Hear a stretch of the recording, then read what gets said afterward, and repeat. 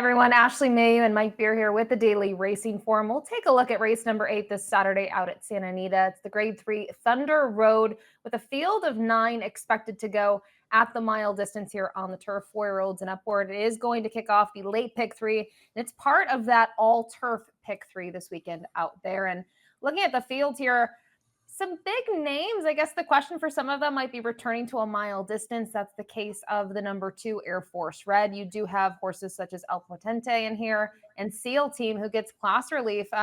We talked about it with the other preview in the megahertz, Mike. It's pretty good race here, a quality field with maybe a couple of different horses that vie for the top spot.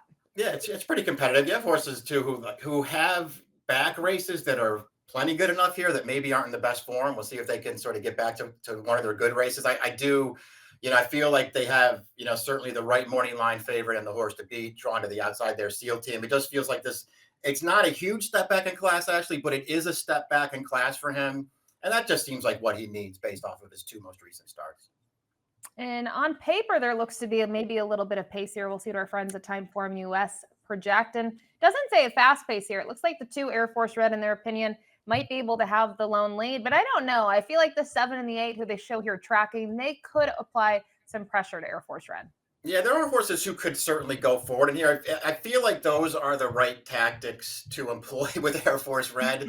If you want to win this race, just go and see if you can wire this field. I feel like, what do you get from the one? What do you get from Cabo Spirit in here? I know he's cutting back in distance again, but he's a horse. He doesn't need to be on the lead, but they've just sort of been riding him aggressively this year.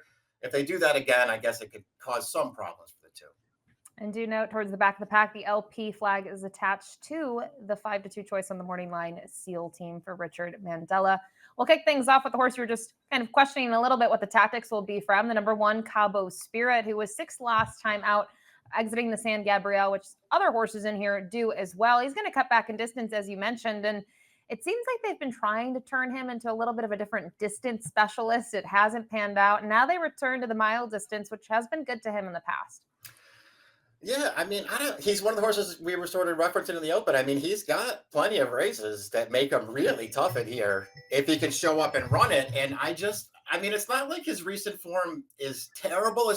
You got to sort of pick it apart a little bit. I mean, he has the one win where he just got absolutely loose going longer, but he was never going to win the Breeders' Cup. The Seabiscuit had a really fast pace, and he wound up post 12, and he wound up wide chasing it last time. I just think he got in a little too tough there on the lead and didn't actually run that well. I mean, he fits really well with these horses, and he's 20-1 on the morning line. I mean, I don't love him. I wouldn't totally dismiss him. And you talked about some of those races that he wasn't going to win. Look at the names: Rebels Romance, Mi Hermano Ramon, Johannes, just way deeper waters. And I do understand he's got to face some of those rivals again that he saw, 2 back, Astronomer and SEAL Team in this spot, but completely agree with you. 20-1 seems a little high on him, knowing that maybe at his best he could at least get into the minors. Now, we talked about the number 2 Air Force Red and maybe what the tactics are. And you kind of talked about maybe letting him go. They did that 3 starts back, Mike, and I think they regretted in that race. I mean, he got a very easy lead at 1 1/16 and just kind of walked on the front end with a competitive race with a lot of his same rivals. But in his last 2 and those downhill performances, hasn't worked out the greatest for him.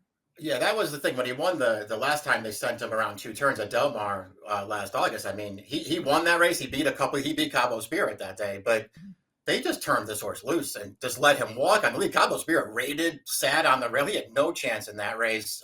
But this horse ran fine. And it's not like he hasn't shown in the past that he can go faster on the lead and still run well. I don't know. He's not hard to make a case for. I think if you like him, you just can't be too hard on him for the most recent start in Hernandez. I mean, he had a brutal trip in that race. And I'm not so sure he wasn't going to win. I mean, Motorius is a really nice horse, but this horse got totally skunked from the top of the stretch to the wire. Yeah, and I just remember being at Del Mar 3 back and seeing the half going 48-3 and said it's over. The race is over. So it could be a dangerous front end player in here, but as you mentioned, there are still things to like about his last 2. The number 3, Zio Joe here for Doug O'Neill. Tried graded stakes competition last time out in the Seabiscuit, and curious to get your thoughts on the performance. I thought he had a little bit of trouble in there, and you can see they're going to try to regroup, run him off the shelf here.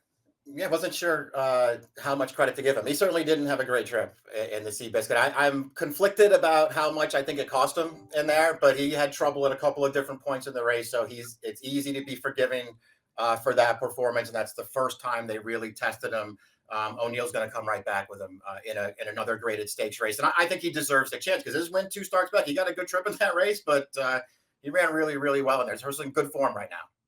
The 4 Lammas has been an interesting horse to follow the last couple of years. Last year, a 5-time winner, and he could run on anything, right? Golden Gate Synthetic. We saw him win on the turf there, and then even the dirt. And his figures are very competitive. Obviously, they tried him in deep waters last time out, and I'd have to draw a line through that race. But I just wonder if he's maybe, I don't know, going to take a bounce off of that race as well.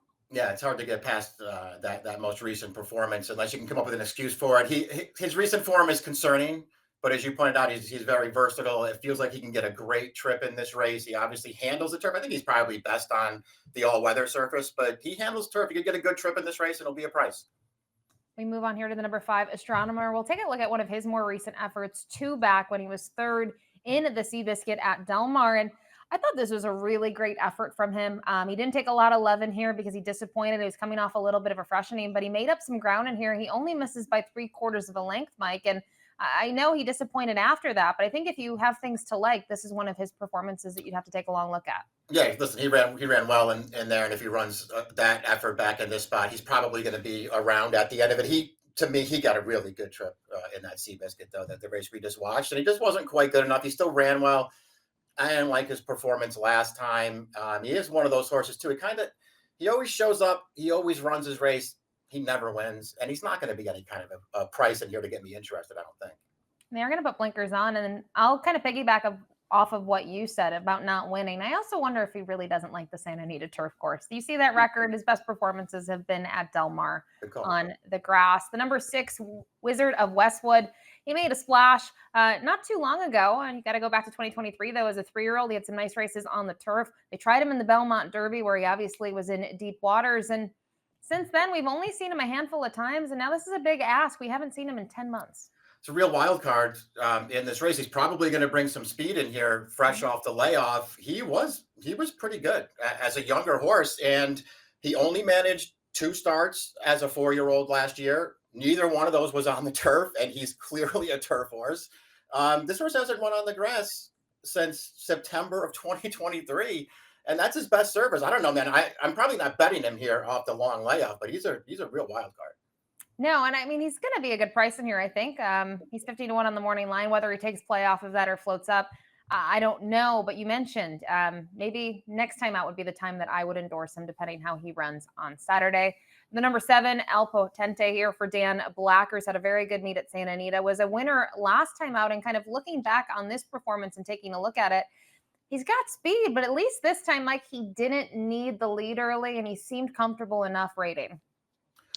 I like that about him too. I'm still concerned that he's not going to be able to get the most comfortable trip here if this pace is fast, because he wants to be forward. But I do like this performance. I like that he sat off another horse when he lost to Zio Joe 2 starts back at Del Mar.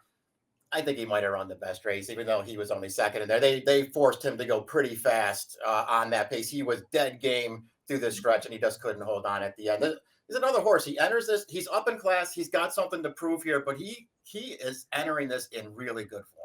Yeah, just draw a line through his debut on turf. He's always been in the money outside of that on the grass. And most of those races have been at Santa Anita. The number 8, Wahlop. I've always been a little bit of a fan of this guy. I feel like he's a horse that you have to use. And we'll take a look at one of his performances, which was last time out at Santa Anita. He comes up a little bit short in here, but he was close to the pace at 1 1/8. He's going to get blinkers on in this spot on Saturday. He cuts back. I think there are things to like about him at 10-1. Yeah, he's going to be a great price in this race. I felt like he's got something to prove, I think, as far as class goes. I'm not sure that he's really a graded space kind of horse. He ran fine in there. I thought overall the trip was a good one, and he just got run down at the end, but that was 9 furlongs. I don't know. He's got, to me, a lot more than several of the other horses in this field. He's got something to prove. And then rounding out the field is the number 9 here, Seal Team. Umberto Rispoli for Richard Mandella. Obviously, this horse had to prove something after that return to the races, after a pretty disappointing performance, in my opinion, in the Lure. He just wasn't really into the race. He seemed to have a ton of trouble. He came back. He didn't really prove himself to me in the Seabiscuit, Mike, but I do think last time out, he did take a step forward. Yeah, I think he's just moved forward in both starts since the return from life and the lure. And you're right, that wasn't a great performance because that pace was fast, so he had something Mhm. to run at in there. But he just looked to me like he really needed one first back, and that was a really long layoff. I think he needed that race. I thought he ran a lot better in the Seabiscuit. Another race, yeah, he blew a clear stretch lead in there, but that was another really strong pace. He made the first move into it, and then the closers came and got him. He took another step forward last time. I'm not a huge fan of this horse. I just think he's really well spotted here. Yeah, we talked about that. We're both not huge fans of him. I think it's been hard to kind of get on his bandwagon in those last couple. But as you mentioned, there have been some trouble in each of those races in different ways, whether it's been a fast pace or maybe the trip that he has received. So that rounds out the field here for the Thunder Road Race 8 this Saturday at Santa Anita. It's top pick time. And I'm not a huge fan of him. I don't use him on top, but you used him on top here. And I have to think, Mike, it just has to do with kind of his credentials and his street creds at this point. He's dropping, he's the horse to beat. Yeah, I just think he's just more than anything else. I just think it's a really good spot for him. And the more I went through the other horses that I was trying to talk myself into, I don't know, man. I just couldn't quite get there. I think this horse is well spotted. This is the right spot for him if he's gonna, break through with that first win as a 5-year-old. I have your top pick second. I think he's pretty dangerous in here. I'm worried about what kind of trip he can pull. Yeah, it'll definitely depend on the fractions early for the 7 El Potente. But I do think, even looking at the race 3 back in the lure, he was able to beat Seal Team. They did go pretty quick, and he was right there when it was all said and done, just beaten by 3/4 of a length. And I'm just excited to see him get a try here at graded stakes competition. You can see outside of these two runners, we're all over the place. Use Cabo Spirit underneath, as well as the number 3 in here, Zio Joe. I go to the 8 Pax Wahlop, as well as the 2 Air Force Red. So interesting edition here at this Saturday of the Thunder Road. Good luck.